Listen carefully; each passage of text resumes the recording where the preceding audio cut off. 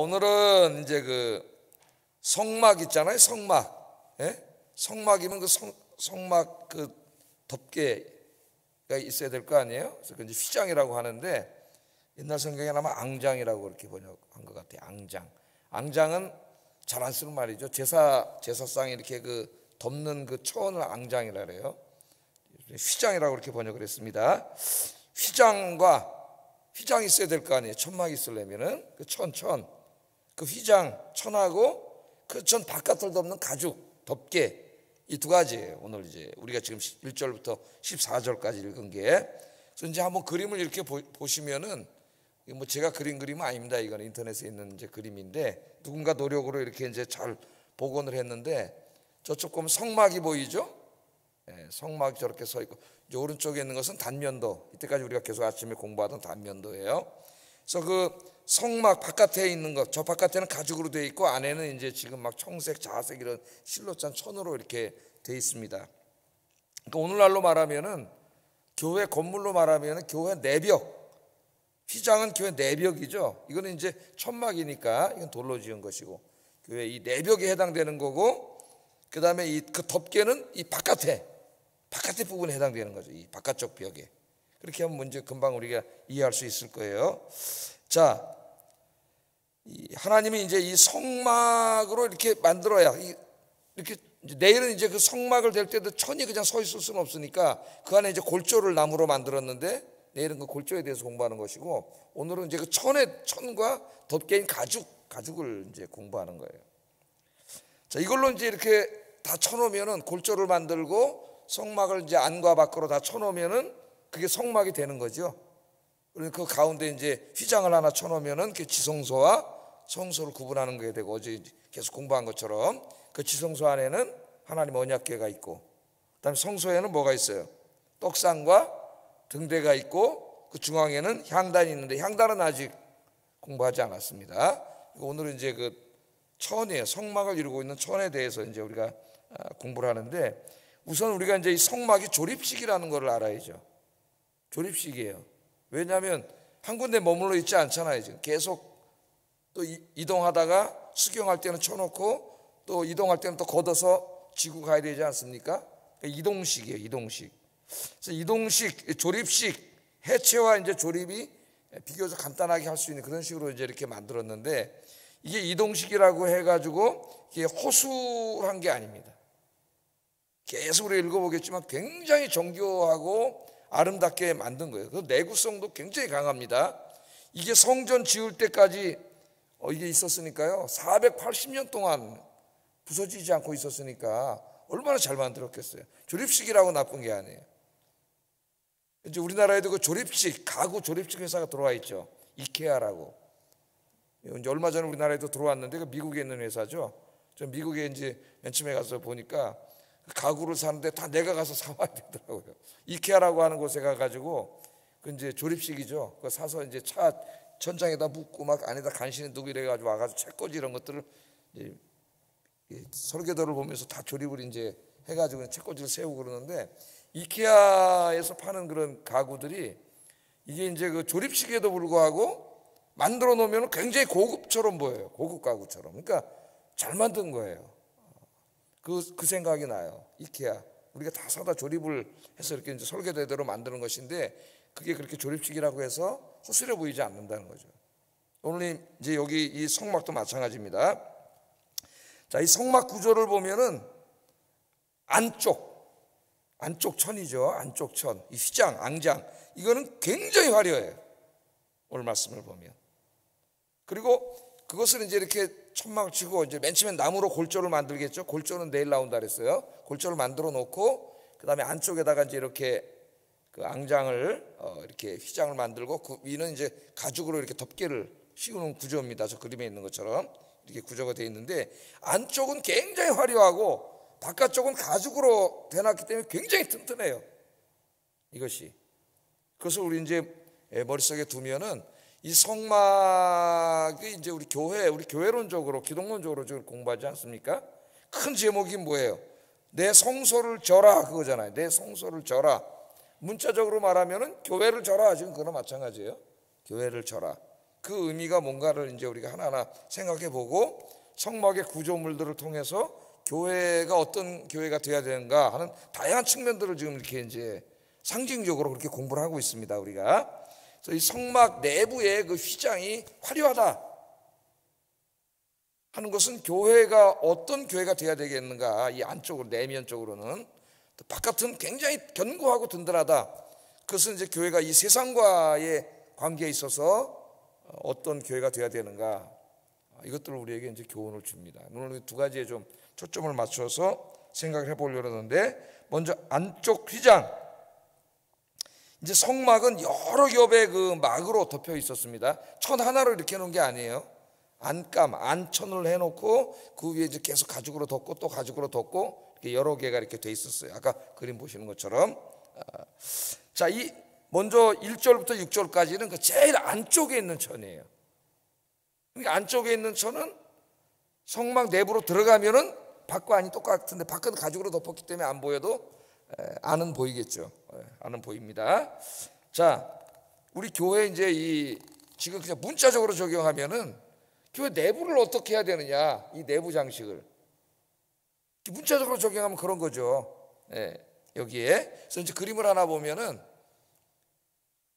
이렇게 이제 그 안감 천이 이렇게 돼 있어요. 그러니까 이 안과 밖이 다 양쪽이 똑같기 때문에 이걸 이제 덮어놓은 그런 모습인데 저런 천입니다. 여기 어떻게 만들려고 했냐면 1절 한번 읽어보겠어요. 1절 시작. 청색, 자색, 홍색 실로 그룹을 정교하게 써놓은 10폭의 휘장을 만들지니라. 그리고 그 다음에 이제 규격도 나와요. 14m, 14m하고 몇 미터, 기억이 안 나는데 이렇게 이제 해서 그런 것들을 몇 장 만들라 그랬어요. 10장을 이렇게 이제 만들도록 그렇게 하나님께서 하셨습니다. 근데 이 안감의 재료가 가늘게 꼰 배실과 청색실, 자색실, 홍색실, 아까 그림같이 그런 색이 돼요. 하나하나로 이제 그룹 천사들로 수놓으라 그랬어요. 이제 나중에 여기 이제 수 잘 놓는 사람들이 뽑혀가지고 오홀리 아까 그 사람들이 이제 나와서 딱 이걸 하지 않습니까? 그래서 이제 이걸 짜는데 이걸 이제 해석하면서 청색, 자색, 홍색, 가늘게 꼰 배실 하나하나 문자를 무슨 암호 풀듯이 막 그냥 이건 저런 뜻 저런 뜻 너무 이렇게 하는 것은 성수의 본래 의미가 아니에요. 그러면 이제 너무 알레고리컬하게 성경을 해석해가지고 귀에 걸면 귀걸이가 되고 코에 걸면 코걸이가 되고 그런 해석, 성경은 암호책이 아닙니다. 자, 그러니까 우리가 여기서 생각해야 되는 것은 뭐냐면은 이 성막 내부의 색상과 디자인이 굉장히 아름답고 화려하다는 거예요. 거기 포인트가 있어요. 청색, 자색, 홍색, 가는 실로 딱 이쁘게 천사들을 이제 이렇게 그룹으로 짜는 거죠.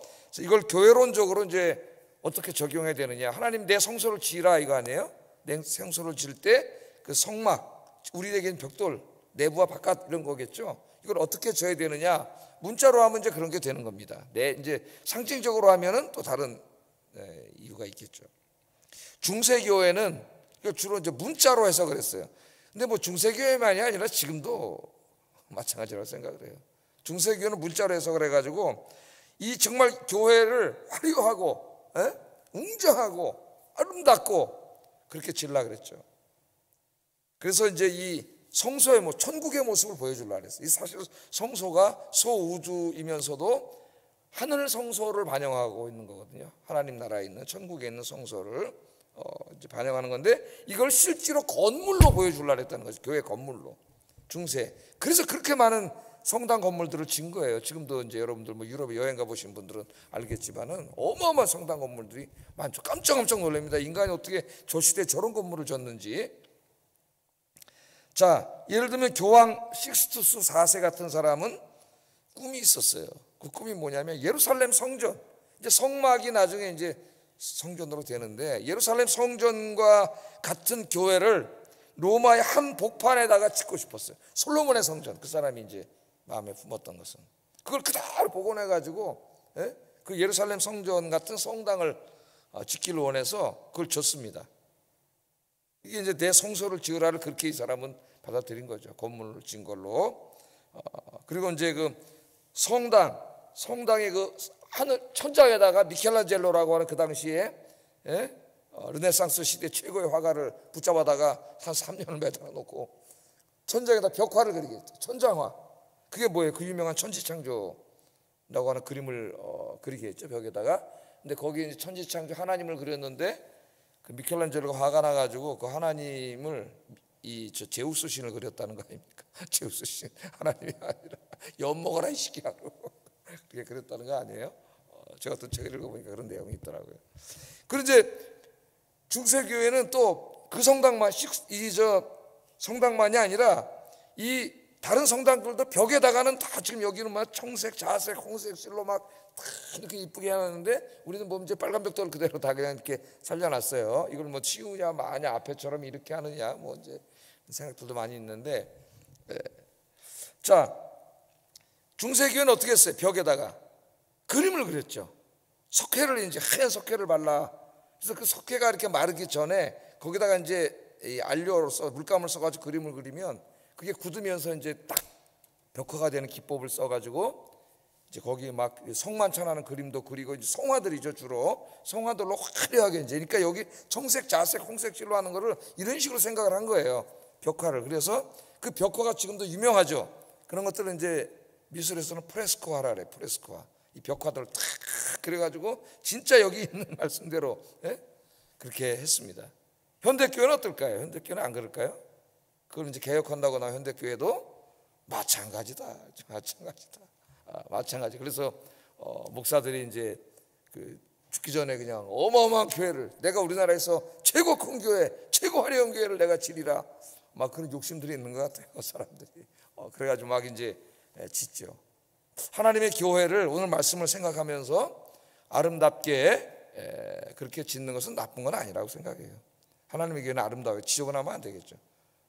제가 이제 맨 처음에 와서 얼마 안 돼가지고 우리나라 그 원로 목사님들을 우리가 한 2번 정도 초청을 해서 식사를 했지 않았습니까? 그래서 한 번은 총회 전 목사님들을 다 초청했고 한 번은 노예 목사님들, 원로 목사님들 초청해서 2번 우리가 이제 식사를 했어요. 맨 처음에 이제 총회 원로 목사님들, 우리 교단 내 모든 목사님들이 다 오셨어요. 꽉 찼으니까. 그래서 이제 식사도 하고 이제 여비도 드리고 이렇게 했는데 그때 이제 그 충영교회 개척하신 저기 누구냐 김창희 목사님 살아계실 때예요. 그래가지고 그분도 오셨더라고.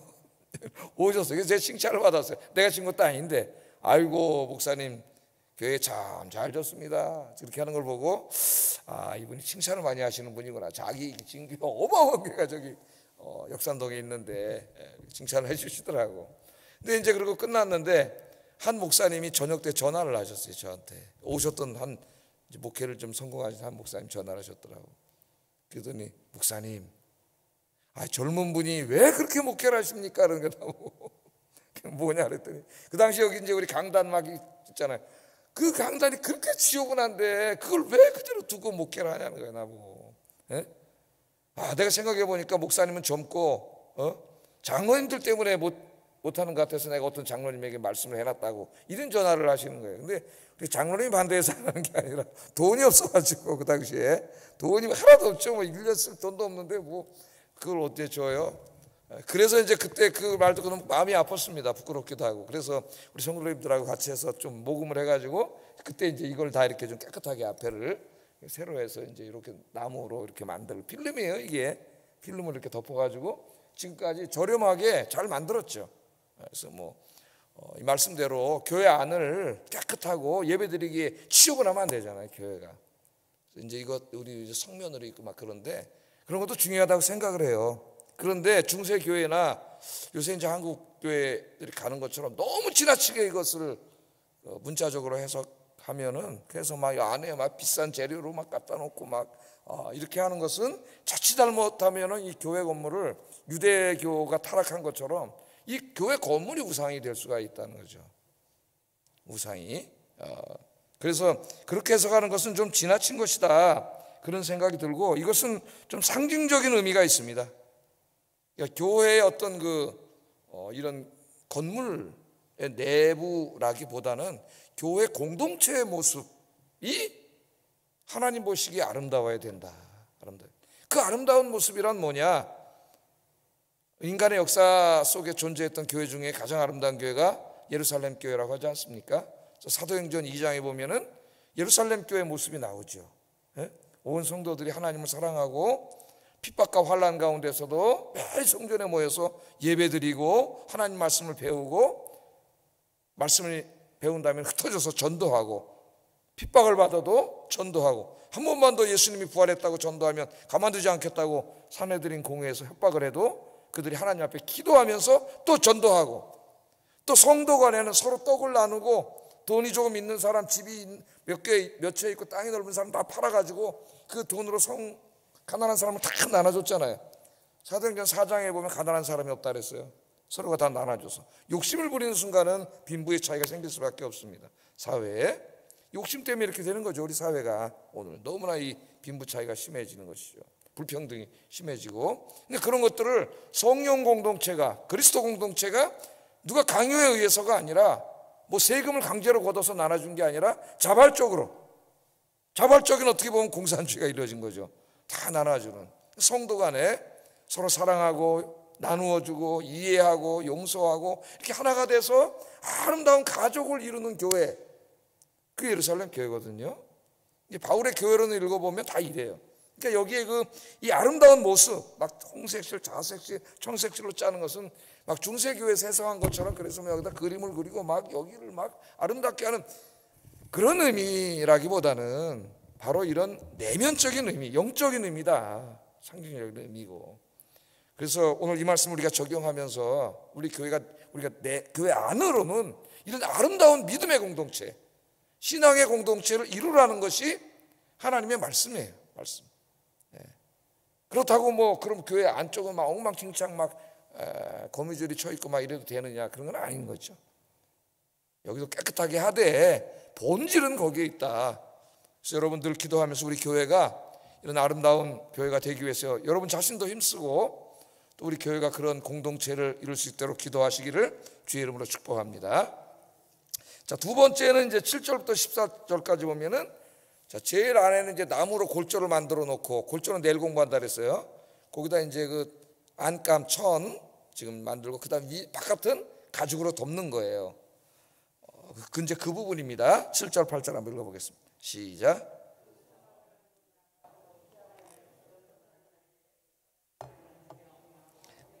서른 겹이, 너비는 4겹일수록 11폭의 길이를 갖게 하고. 자, 요것은 이제 아까 내부의 휘장을 덮기 때문에 내부의 휘장은 28겹이 14m였지만은 14m, 2m였지만은 이건 그 위를 덮어야 되니까 좀 더 커야 되겠죠.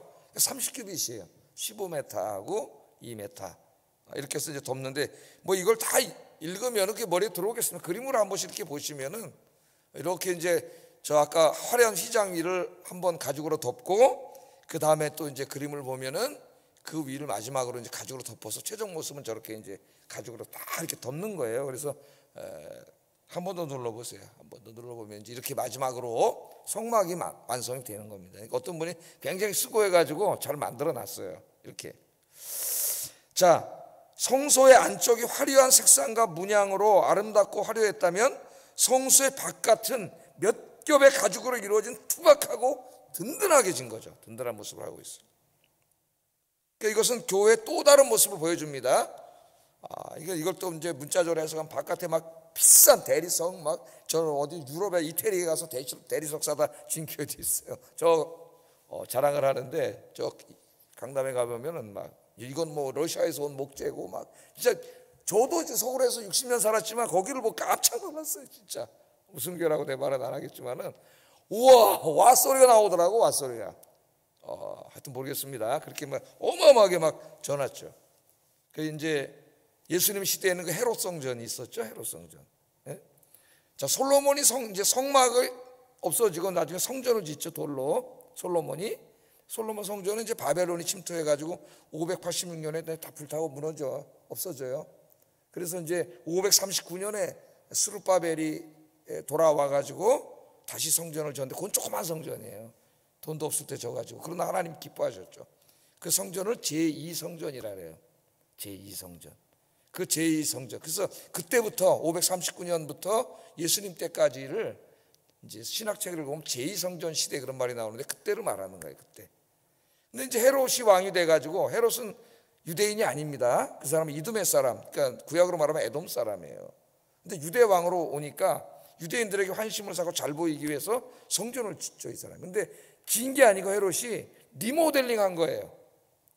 그 제2성전을 리모델링 한 건데, 말이 리모델링이지 완전히 새로 지은 거랑 마찬가지. 그때부터 82년 동안 이제 헤롯이 죽고도 계속 지어지니까요, 이 성전이.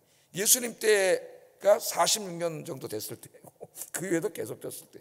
근데 그 외벽을 하얀 대리석으로 졌다 그래요. 이 헤롯이 굉장히 많은 토목 공사를 했습니다. 그러니까 그런 데는 굉장히 유능한 사람이에요.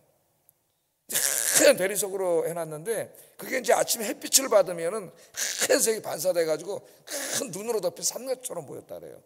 모든 사람이 깜짝 놀랄 정도로. 그래서 제자들이 마가복음 13장에 보면 와서 헤롯 성전 보고 깜짝 놀랐죠.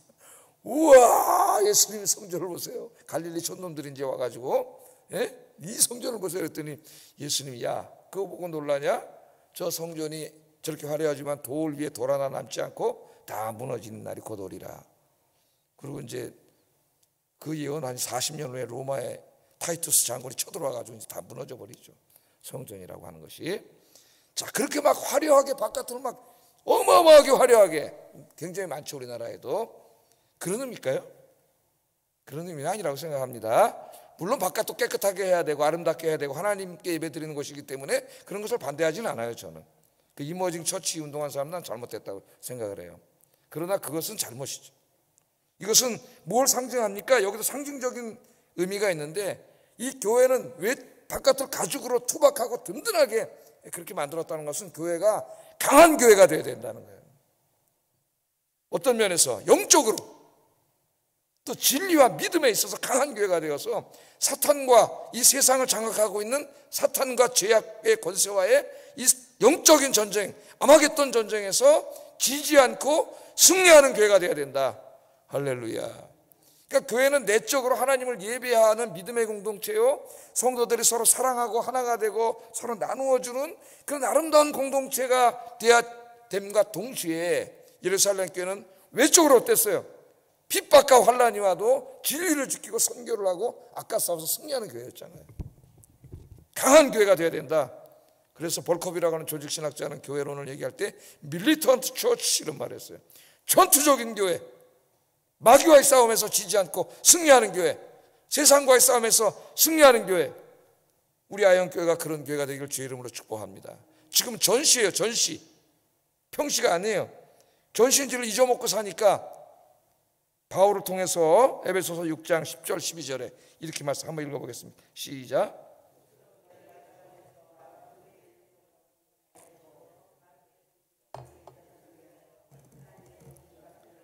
우리의 씨름은 혈과 육을 상대하는 것이 아니요 통치자들과 권세들과 어둠의 세상 주관자들과 하늘에 있는 악의 영들을 상대함이라.